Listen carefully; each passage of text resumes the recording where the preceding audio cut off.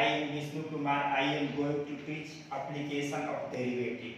Application of derivative पढ़ने से पहले हम लोग को डिफरेंशिएशन का नॉलेज होना बहुत जरूरी है, ठीक है। तो हम लोग देखते हैं एप्लीकेशन ऑफ डेरिवेटिव।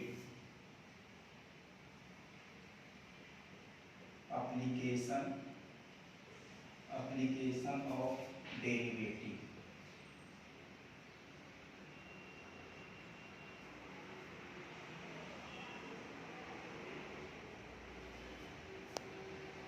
डेरिवेटिव का यूज हम लोग चार तरह के प्रॉब्लम में करते हैं। पहला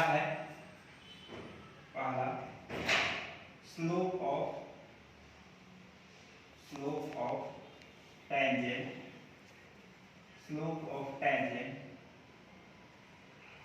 to the curve. Slope of tangent to the curve. Second,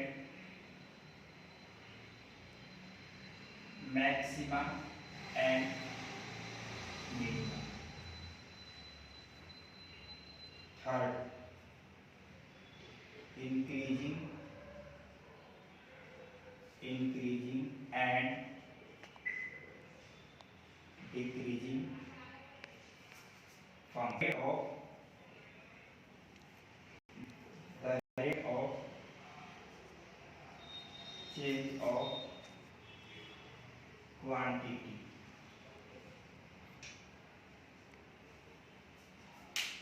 यानी एप्लीकेशन ऑफ डेरिवेटिव का यूज हम लोग चार तरह के प्रॉब्लम के लिए करेंगे। पहला है slope of tangent to the curve.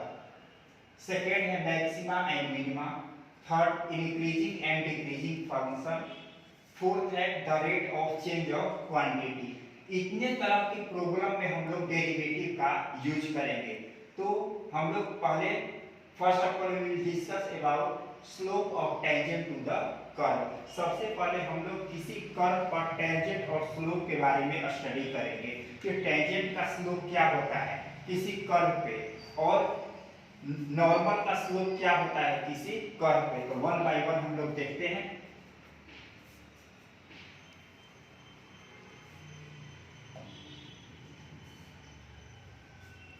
पहला, slope of tangent to the curve.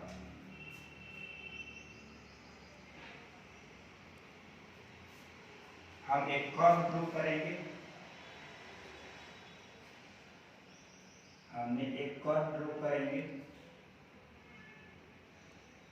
ये कर्व है, इसका इक्वेशन है, इस कर्व का इक्वेशन है y = f of x। ये कर्व है और इसका इक्वेशन है y = f of x। और इस कर्व को हम लोग कोऑर्डिनेट एक्सिस पे ड्रॉ करेंगे। ये हमारा कोऑर्डिनेट एक्सिस है। ये x, ये हो गया y, इसको बोलेंगे x डैश, इसको बोलेंगे y डैश, जहां पर इंटरसेक्ट करता है उसको बोलेंगे। तो ये हमारा कर्व है।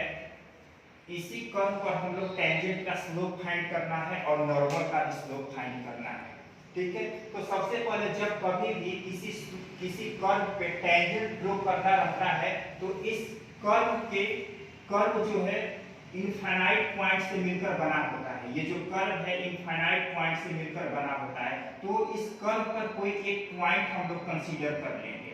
मान लेते हैं ये पॉइंट P है। ये क्या है? पॉइंट P है।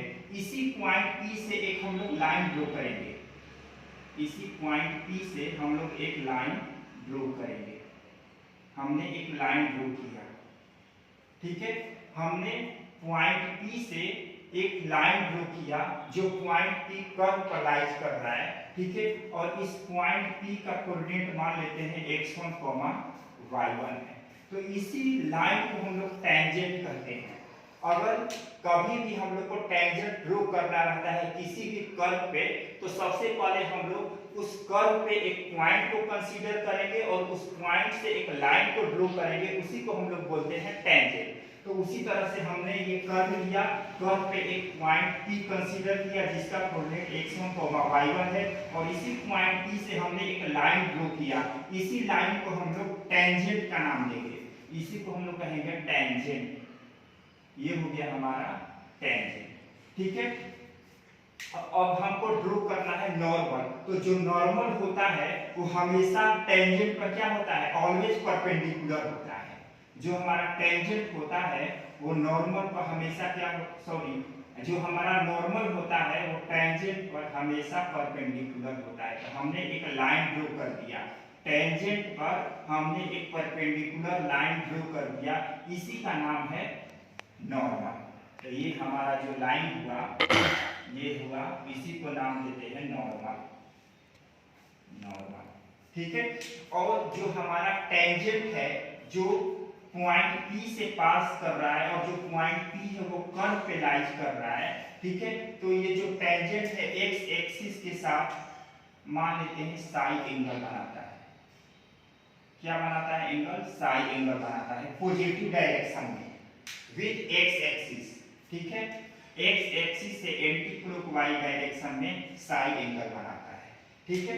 तो एक बार और बता देते हैं, ये हमारा कर्व है, कर्व पर हमने एक पॉइंट P कंसीडर किया, इस पॉइंट P से एक लाइन ड्रॉ किया, उसी को टेंजेंट कहते हैं। और ये जो टेंजेंट है x एक्सिस से एंटी क्लॉकवाइज डायरेक्शन में साई एंगल बनाता है। और जो नॉर्मल होता है ये ऑलवेज परपेंडिकुलर होता है टेंजेंट पे, ठीक है। तो हम लोग को देखना है स्लोप ऑफ टेंजेंट। तो देखते हैं, if y equal to f of x is an equation of curve,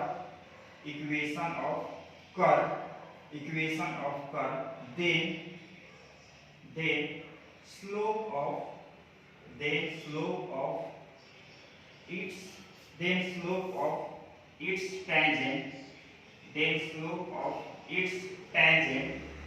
slope of its tangent at the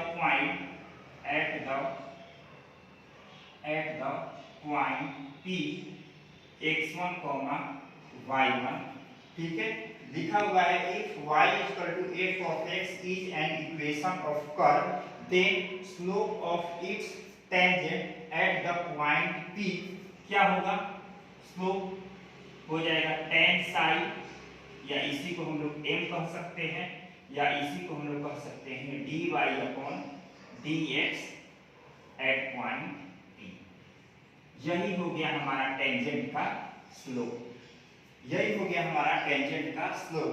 यानी कि हम कह सकते हैं कि अगर किसी भी कर्व का इक्वेशन दिया रहे, लिखा है ना, if y equal to f of x is an equation of curve, then slope of its tangent at the point P।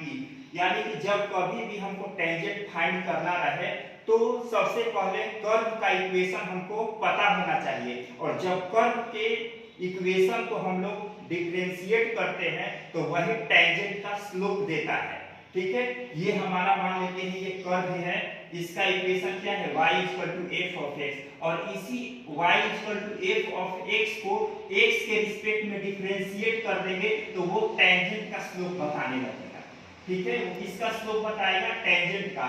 तो इस चैप्टर में एक कांसेप्ट दिमाग में रखना कि जब कभी भी हमको टेंजेंट का स्लोप फाइंड करना रहे तो जो हमारा कर्व दिया है y equal to f of x, इसी को डिफरेंशिएट कर देंगे x के रिस्पेक्ट में तो वो टेंजेंट का स्लोप देगा, ठीक है। इसमें कुछ नोट्स देखते हैं, नोट में हम लोग ये देखेंगे कि जो हमारा टेंजेंट है, क्वेश्चन में मेंशन होता है, जो टेंजेंट होता है सम टाइम्स x एक्सिस के पैरेलल होता है, सम टाइम्स y एक्सिस के पैरेलल होता है, और x एक्सिस पर क्या होता है, परपेंडिकुलर होता है। तो उस कंडीशन में इस टेंजेंट का स्लोप क्या होगा, ठीक है।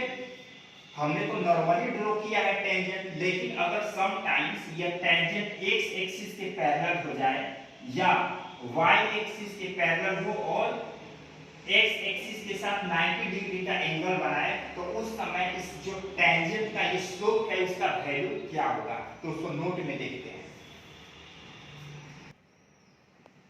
First if a tangent at point P is parallel to x axis. बोल रहा है कि अगर टेंजेंट जो पॉइंट P पे कर्व पर पॉइंट P है उस पे अगर टेंजेंट x एक्सिस के पैरेलल हो जाए then its slope then its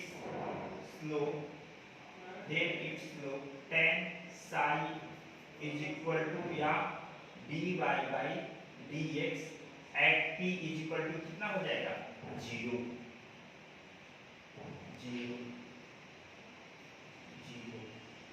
ये क्वेश्चन इस क्वेश्चन में ये सब कंडीशन देगा, इसीलिए हम पहले ही बता दे रहे हैं कि अगर कोई भी टेंजेंट अगर किसी भी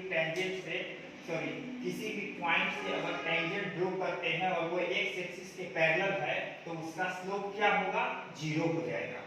second point number 2, if a tangent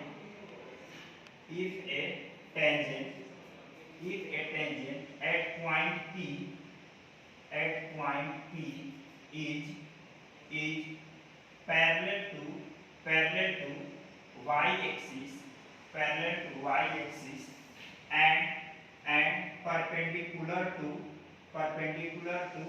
x axis then its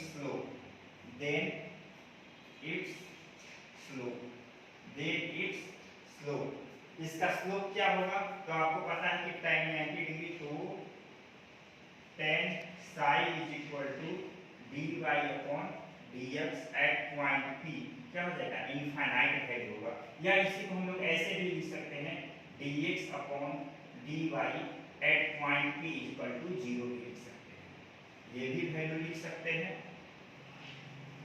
और ये भी वैल्यू।